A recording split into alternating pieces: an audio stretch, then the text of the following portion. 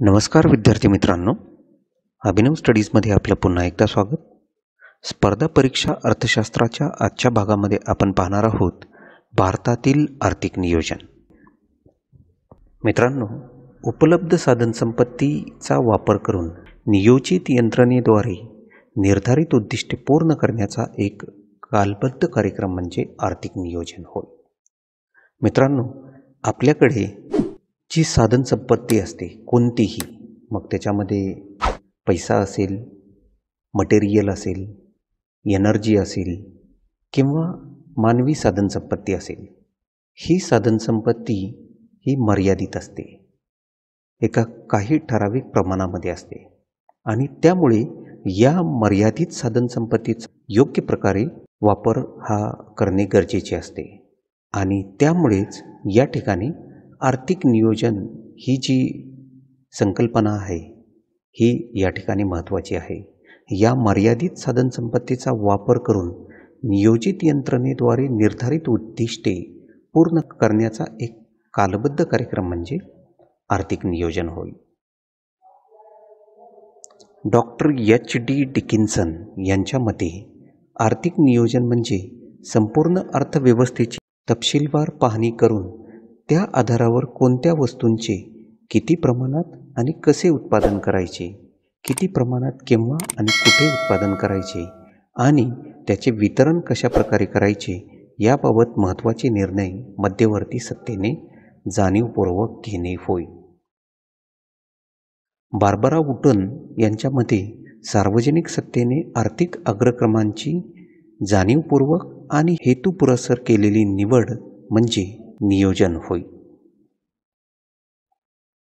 आता आपण पाहूया आर्थिक नियोजनाची काही वैशिष्ट्ये. आर्थिक नियोजनाचं पहिलं वैशिष्ट्य म्हणजे मध्यवर्ती नियोजन सत्ता.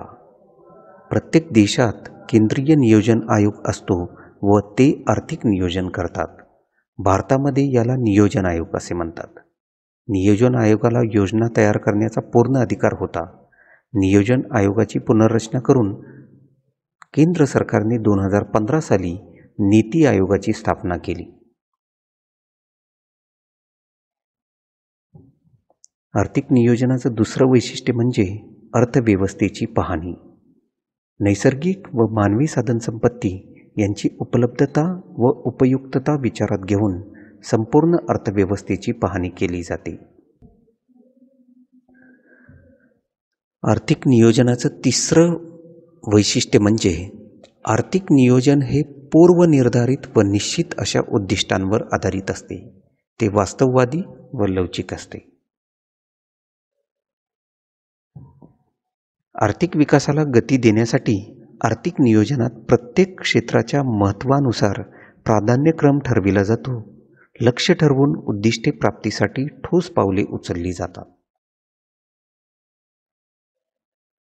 नियोजन करण्यासाठी लागणारी विविध आवश्यक संसाधने, उदाहरणार्थ कर आकारणी, घरगुती बचत, तुटीचा अर्थ भरणा, बाह्य सहाय्य, सार्वजनिक कर्ज यांची जुळवाजुळव ही आवश्यक असते. नियोजनाचा कालावधी गरजेनुसार वेगवेगळा असू शकतो. भारतासारख्या अनेक देशांमध्ये नियोजनाचा काळ हा 5 वर्षे इतका आहे. नियोजनातील उद्दिष्टे आणि प्राथमिकता यातील होणारे बदल समाविष्ट करण्यासाठी मध्यावधी परीक्षण करणे गरजेचे असते आणि त्यासाठी ठराविक कालावधीनंतर योजनांचे मूल्यमापन हे केले जाते. आर्थिक नियोजन ही एक सातत्यपूर्ण प्रक्रिया आहे. या प्रक्रियेद्वारे देशाच्या आर्थिक विकासाचे उद्दिष्ट गाठले जाते. केंद्राप्रमाणे राज्यांमध्येही नियोजन केले जाते आणि त्यांच्यामध्ये समन्वय साधण्याचे काम केले जाते. मध्यवर्ती नियोजन प्राधिकरण आर्थिक नियोजन करताना लवचिकतेचा दृष्टिकोन समोर ठेवून आवश्यकतेनुसार अर्थव्यवस्थेतील विविध क्षेत्रात समन्वय साधते. त्यानुसार अंमलबजावणीतही लवचिकता साधते. तर अशा पद्धतीने मध्यवर्ती नियोजन सत्ता अर्थव्यवस्थेची पाहणी, उद्दिष्टे, प्राधान्यक्रम आणि लक्ष्य, संसाधनाची जुळवाजुळव, योजना कालावधी, मूल्यमापन, सतत चालणारी प्रक्रिया, समन्वय आणि लवचिकता ही आर्थिक नियोजनाची काही वैशिष्ट्ये आहेत. आता आपण पाहूया भारतातील नियोजन आयोगाविषयी थोडक्यात माहिती. मित्रांनो, भारतामध्ये नियोजन आयोगाची स्थापना 1950 मध्ये भारत सरकारने केली. पंतप्रधान हे नियोजन आयोगाचे पदसिद्ध अध्यक्ष असतात. नियोजन आयोगामध्ये बँकिंग, वित्त, उद्योग या विविध क्षेत्रातील तज्ज्ञ असतात. आर्थिक नियोजनाची रूपरेषा तयार करण्याचे उत्तरदायित्व हे नियोजन आयोगाचे असते. मित्रांनो, नियोजन आयोगाचा सर्वात महत्त्वाचा घटक म्हणजे पंचवार्षिक योजना. पंचवार्षिक योजना अर्थातच 5 वर्षासाठीचा एक कालबद्ध कार्यक्रम असतो, ज्यामध्ये एक उद्दिष्ट, एक किंवा अनेक उद्दिष्टे किंवा व्यूहरचना ह्या आखलेल्या असतात आणि ते उद्दिष्ट आणि व्यूहरचना समोर ठेवून अपेक्षित लक्ष्य निर्धारित करून त्याची साध्यपूर्ती किती होते हे तपासले जाते. मित्रांनो, पंचवार्षिक योजनेला भारतामध्ये 1951 साली सुरुवात झाली. 1951 ते 2017पर्यंत साधारणपणे 12 पंचवार्षिक योजना या ठरवल्या गेल्या. 2017 नंतर मात्र जेव्हा केंद्र सरकारने नियोजन आयोगाच्या जागी नीती आयोग आणला, त्यानंतर मात्र पंचवार्षिक योजना ह्या पुढे आयोजित केल्या नाहीत. तर आता आपण पाहणार आहोत 1951 पासून 2012 ते 2017 या कालावधीपर्यंतच्या 12 पंचवार्षिक योजनांविषयी थोडक्यात माहिती. या पुढील व्हिडिओमध्ये आपण या पंचवार्षिक योजना विस्ताराने पाहणार आहोत. पहिली पंचवार्षिक योजना. या योजनेचा कालावधी हा 1951 ते 1956 असा 5 वर्षाचा होता. यामध्ये मुख्य उद्दिष्ट किंवा व्यूहरचना होती कृषी क्षेत्राचा विकास. अपेक्षित लक्ष्य 2.1 एवढे निर्धारित केले होते आणि त्याची साध्यपूर्ती ही मात्र त्या लक्ष्यापेक्षा खूप जास्त होती आणि ती होती 3.6%. दुसरी पंचवार्षिक योजना ही 1956 ते 1961 या कालावधीत आखली गेली. याचे मुख्य उद्दिष्ट होते अवजड उद्योगांचा विकास. अपेक्षित लक्ष्य होते 4.5%, तर साध्यपूर्ती होती ही 4.1%. तिसरी पंचवार्षिक योजना ही 1961 ते 1966 या काळामध्ये झाली. याचं मुख्य उद्दिष्ट होतं उद्योग व कृषी क्षेत्र दोन्हींचा विकास. अपेक्षित लक्ष्य ठेवलं होतं 5.6%, तर साध्यपूर्ती ही त्याच्या निम्मी झाली म्हणजे 2.7%. तिसऱ्या पंचवार्षिक योजनेनंतर 1966 ते 1969 या कालावधीमध्ये वार्षिक योजना ह्या आखल्या गेल्या होत्या. म्हणजे 66-67, 67-68 आणि 68-69 अशा 3 वर्षामध्ये 3 वार्षिक योजना आल्या होत्या. 1969 नंतर मात्र परत चौथी पंचवार्षिक योजना ही आखली गेली आणि त्याचा कालावधी हा 1974 पर्यंतचा होता. याचं मुख्य उद्दिष्ट होतं स्थैर्यासह आर्थिक विकास. अपेक्षित लक्ष्य निर्धारित केलं होतं 5.7%, तर साध्यपूर्ती झाली 3.3%. पाचवी पंचवार्षिक योजना ही 1974 ते 1979 या कालावधीमध्ये आखली गेली. या योजनेचं मुख्य उद्दिष्ट होतं दारिद्र्याचे निर्मूलन. अपेक्षित लक्ष्य 4.4% इतके निर्धारित केले होते, तर साध्यपूर्ती ही त्या ठिकाणी 100% साध्य झाली, 4.8%. सहावी पंचवार्षिक योजना. याचा कालावधी होता 1980 ते 1985. या पंचवार्षिक योजनेचं मुख्य उद्दिष्ट होतं जीवनमानाची गुणवत्ता सुधारणे. अपेक्षित लक्ष्य होते 5.2%, साध्यपूर्ती झाली 5.7%. सातवी पंचवार्षिक योजना. कालावधी आहे 1985 ते 1990. मुख्य उद्दिष्ट होतं समाज कल्याण आणि दारिद्र्य निर्मूलन. अपेक्षित लक्ष्य 5% इतकं होतं, तर साध्यपूर्ती ही 1% जास्त झाली, 6%. 1990 ते 1992 हा सुट्टीचा कालावधी म्हणून ओळखला जातो.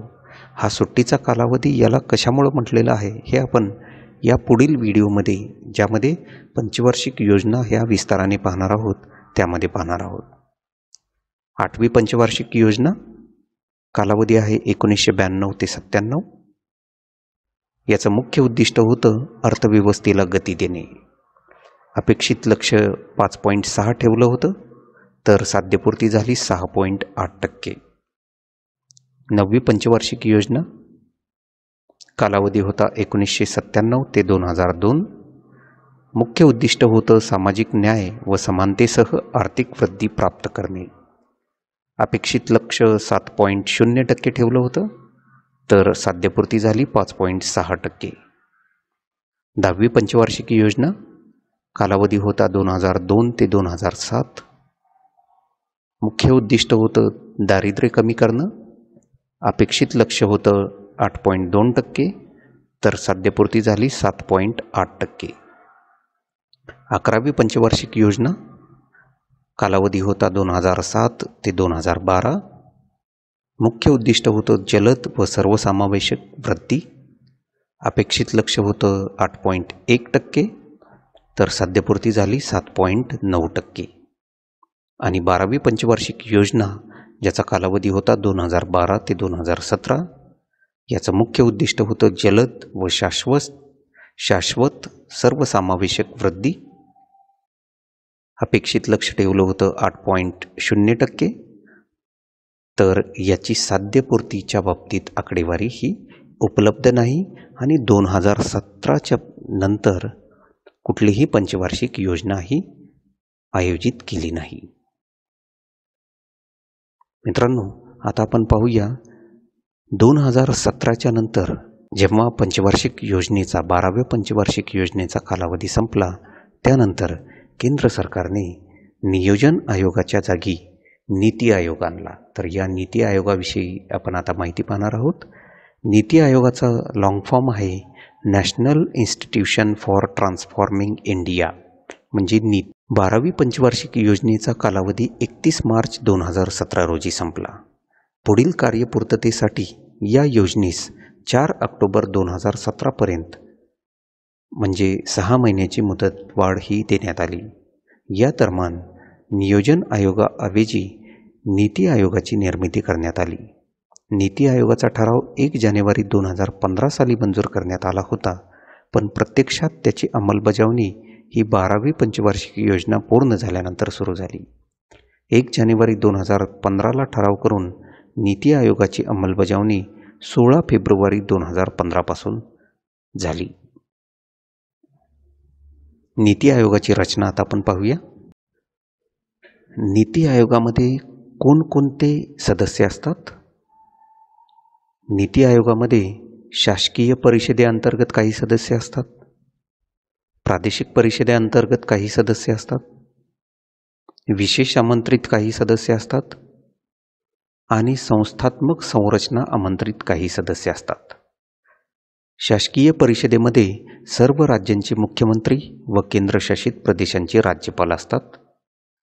प्रादेशिक परिषदेमध्ये संभाव्य उद्भवणाऱ्या विशिष्ट घटना व विशिष्ट महत्त्वाचे विषय यांच्या निराकरणासाठी राज्य किंवा प्रदेशाचा समावेश असलेली ही परिषद असते. विशेष आमंत्रितांमध्ये विशिष्ट विषयांचे ज्ञान असणारे तज्ज्ञ व व्यावसायिक यांची निवड पंतप्रधान करतात. संस्थात्मक रचना आमंत्रित सदस्यांमध्ये ज्याचे अध्यक्ष असतात भारताचे पंतप्रधान, उपाध्यक्ष हे पंतप्रधानांकडून नियुक्त केले जातात. पूर्णवेळ सदस्य हे 5 असतात, अर्धवेळ सदस्य हे 2 असतात. पदसिद्ध सदस्य हे पंतप्रधानांनी नियुक्त केलेले मंत्रिमंडळातील जास्तीत जास्त 4 सदस्य असतात. याचा मुख्य कार्यकारी अधिकारी म्हणजे CEO हा पंतप्रधानांनी एका ठराविक कालावधीसाठी नियुक्त केलेला भारत सरकारच्या सचिव पदावरील मुख्य कार्यकारी अधिकारी असतो. याचे सचिवालय हे आवश्यकतेनुसार या ठिकाणी नियुक्ती केली जाते. आता आपण शेवटी पाहूया नीती आयोगाची काही कार्य. सर्वसमावेशक विषयपत्रिका, राज्यांच्या सक्रिय सहभागाने राष्ट्रीय विकास प्राधान्य आणि धोरणांचा सामाजिक दृष्टिकोन विकसित करणे, पंतप्रधान व मुख्यमंत्र्यांना राष्ट्रीय विषयपत्रिकेची रचना पुरविली गेल्यामुळे योजनेची अंमलबजावणी करणे हे सोयीचे होईल. नीती आयोग हा राज्याचा सर्वात चांगला मित्र आहे. विविध समस्यांचा सामना करण्यासाठी तसेच राज्यांच्या तुलनात्मक फायद्यासाठी राज्यांना सहकार्य करणे, मंत्रिमंडळातील विविध खाती आणि त्यांच्याकडे असलेल्या विविध कल्पना राबविण्यासाठी उपयुक्त सल्ला देणे आणि त्यांची कार्यक्षमता वाढविणे यासाठी नीती आयोग हा केंद्रातील राज्यांचा सर्वात चांगला मित्र आहे. विकेंद्रित नियोजन कार्यक्रमाची पुनर्रचना करणे, त्यानुसार ग्रामीण स्तरापासून केंद्र स्तरापर्यंत त्याची अंमलबजावणी करणे. ज्ञानाचे नाविन्य केंद्र, राज्यकारभाराद्वारे एक संशोधनकर्ता तसेच संशोधनाचे प्रसारक आणि सुशासन विषयक सर्वोत्तम कृती तयार करणे. संसाधन जे ओळख व विश्लेषण करते व त्याची प्रतिकृती सुलभ करणे. देखरेख आणि मूल्यमापन, धोरणांच्या अंमलबजावणीवर देखरेख करणे व त्यांच्या परिणामांचे काटेकोर पाठपुराव्यानिशी मूल्यमापन करणे. सर्वव्यापक कार्यक्रम मूल्यांकनाद्वारे साध्य करणे. गरज असलेल्या गोष्टींमध्ये दुरुस्ती करून त्यातील दोष ओळखणे आणि कालखंड ठरवून धोरण अधिक कार्यक्षम करण्यासाठी प्रोत्साहन देणे. सकारात्मक आणि स्पर्धात्मक संघटन, प्राथमिक स्तरावर सहकारी संघटन कार्यान्वित करणे, राज्यांचा सक्रिय सहभाग वाढवून राष्ट्रीय धोरण तयार करणे, पंतप्रधान व राज्यांचे मुख्यमंत्री यांच्या संयुक्त अधिकारात व संख्यात्मक व गुणात्मक उद्दिष्टांची कालबद्ध अंमलबजावणी व पूर्तता करणे. आणि शेवटी नीती आयोगाच्या इतर कार्यांमध्ये आंतर सल्लागार, विवाद निराकरण आणि तंत्रज्ञान अद्ययावतीकरण अशी काही महत्त्वाची नीती आयोगाची कार्ये आहेत. तर मित्रांनो, अशा पद्धतीने आजच्या भागामध्ये आपण भारताच्या आर्थिक नियोजनाविषयी विस्ताराने माहिती पाहिली. मित्रांनो, हा व्हिडिओ आपल्याला आवडला असेल तर लाईक बटनावर अवश्य क्लिक करा. आपल्या मित्रमैत्रिणींपर्यंत हा व्हिडिओ शेअर करायला विसरू नका. आणि अशाच पद्धतीने स्पर्धा परीक्षांशी निगडित व्हिडिओ आपल्याला सर्वात अगोदर मिळण्यासाठी आमच्या अभिनव स्टडीज या चॅनलला अवश्य सबस्क्राईब करा. धन्यवाद.